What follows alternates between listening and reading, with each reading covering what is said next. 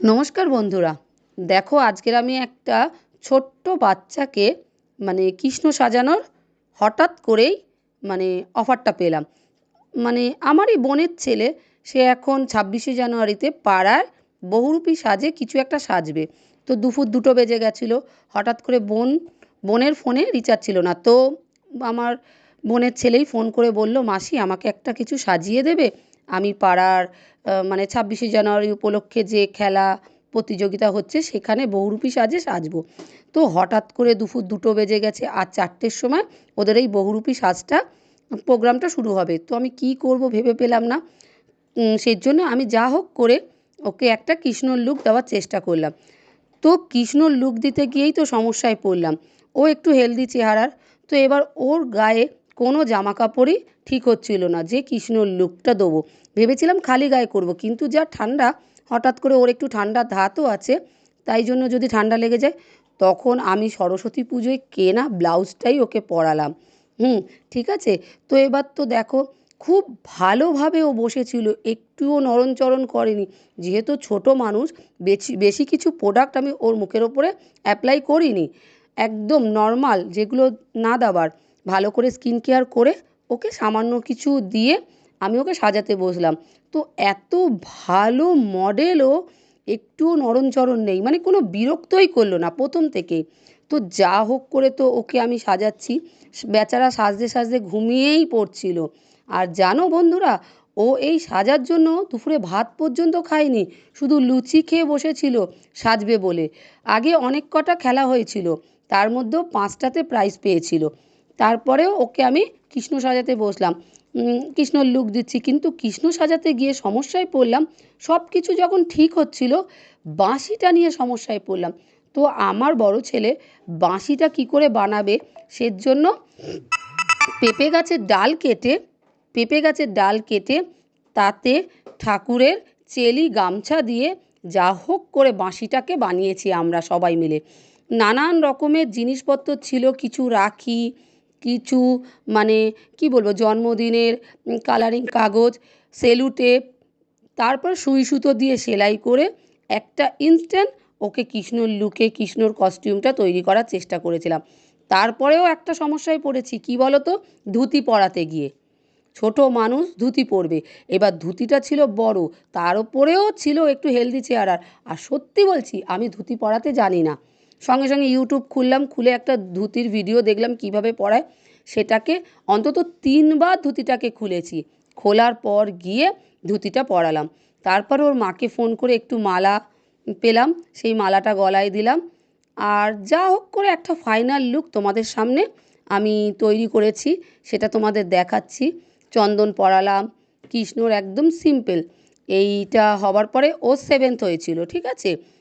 অনেক কটা প্রাইজ পেয়েছে তো, আর পাড়ার মধ্যে বুঝতেই পারছো, অনেক ছোট বাচ্চারা কৃষ্ণ সেজেছিল, 7জন কৃষ্ণ সেজেছিল, সেখানে ও 7th হয়েছে। তো সেই প্রাইজের ভিডিওটাও আমি তোমাদের দেখিয়ে দেবো, আছে।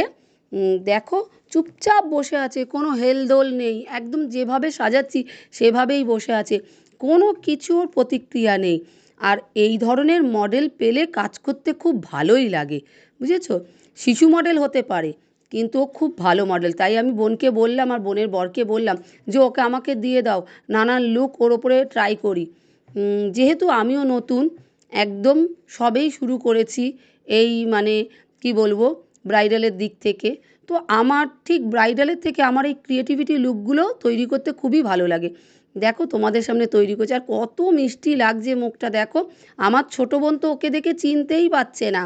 ধুতি পরানোর সময় যে কি সমস্যা হচ্ছে, কতবার যে ধুতিটা খুলেছি, ছোট বাচ্চা মানুষ, বুঝতেই পারছো। দেখো ধুতিটা পরাচ্ছিলাম আস্তে আস্তে করে, তাও যা হোক করে তৈরি করেছি। তো কি বলবো, এই রকমভাবেই কাজটা শুরু করেছি সবে জীবনের প্রথম। আর প্রথমেই আমার বোনের ছেলেকে দিয়েই এই শুরুটা হলো। না, এর আগে আমি একটা ব্রাইড করেছি, সেটা তোমাকে কি বলবো, সেটা মথুরাপুরে। তো সেই লুকটা আমি ভিডিও শেয়ার করেছিলাম তোমাদের কাছে, দেখো, তবে বুঝতে পারবে।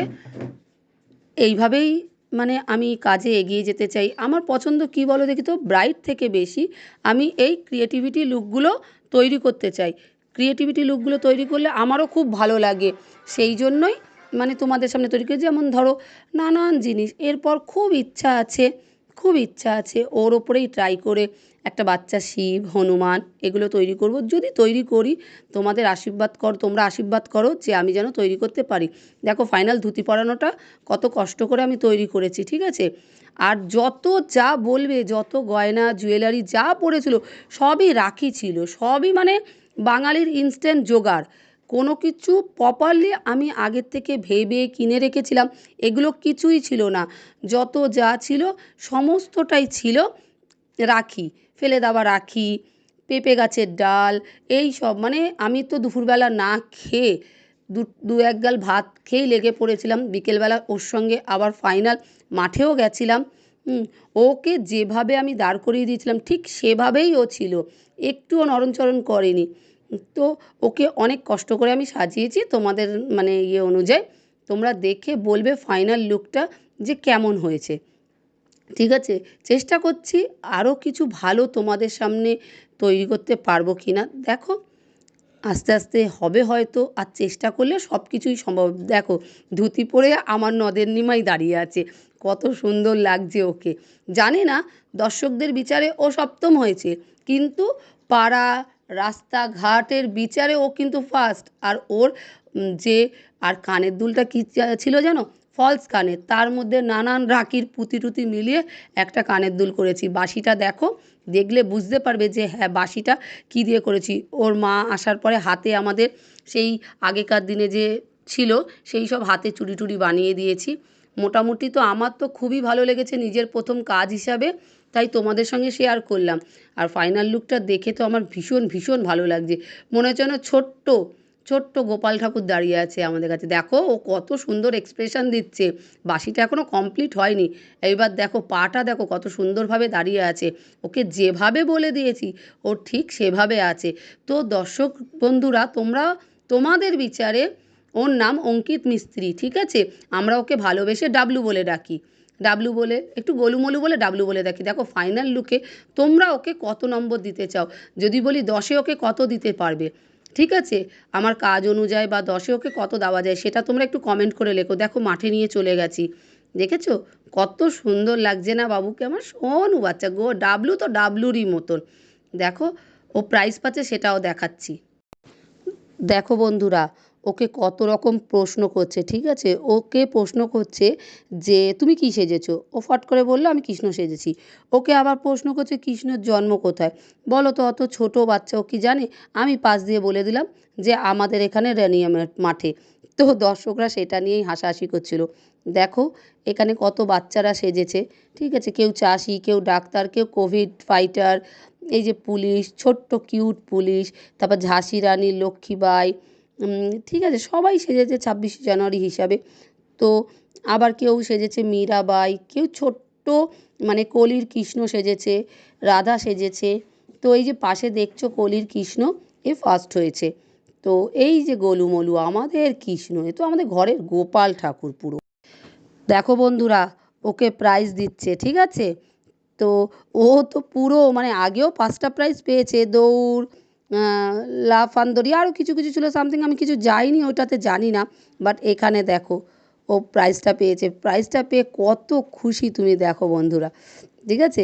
একটা পেন্সিল বক্স, কিন্তু এটা অনেকও খুশি হয়েছে। আর আমরাও ছোটোবেলায় অনেকই মানে খুশি হতাম এই ধরনের জিনিসগুলোতে, একটা ছোট্ট পেন্সিল বক্স হোক আর যাই হোক আমাদের কাছে ওটাই বড় ছিল। কোভিড ফাইটার দেখো ও প্রাইজ পেয়েছে, ঠিক আছে। দেখতে হচ্ছে সবাইকে মোটামুটি প্রাইজ দেওয়া হচ্ছে। ও হচ্ছে ঝাড়ুদার হয়েছে, কেউ হচ্ছে কলির কৃষ্ণ হয়েছে, আর এ হচ্ছে বহুরূপী, সেই মটর কলাই গোল গোল, বেশি তাকাস না, কেন্দে মরে যাবি না কি সামথিং এরকম কিছু ছিল, সবাই দিচ্ছে। দেখো ছোট্ট একটা ভিডিও তোমাদের সামনে আমি শেয়ার করলাম আমার জীবনের কাজ হিসাবে। সেকেন্ড